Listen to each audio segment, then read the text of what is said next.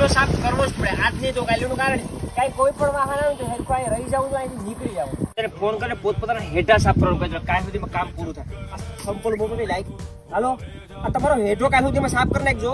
આ કાલ રાતે તે ટ્રેક્ટર આપ્યું હેઠો દબાવી દીધું યાર. તને એટલી ખબર ન પડી યાર. હેઠો 3 વર્ષથી હું નોટિસ કરું થોડો હેઠો દબાવે.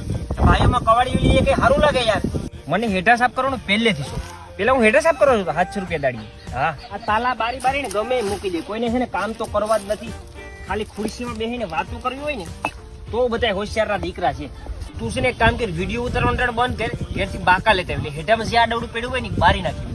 આ વખતે તારે હેઠો સાફ કરવાનો વારો છે. પોર મેં 700 રૂપિયા દઈને મજૂર પાસે કામ કરે.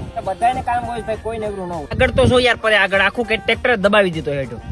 તમારે દેવા હોય તો જે ભાઈ મારી રીતના હું કરાવી લઈ. નાનો હતો ને તો આ વંડી આયા સુધી હતી. સીમ મોટો થઈને વંડી આવે ને ગાયબ થઈ ગઈ. ખબર નહીં કોઈ એક પાંડો લઈ જતું હોય. બે ટ્રેક્ટર ભૂખરા પાંડા મગાવો જોઈએ 2000 રૂપિયા.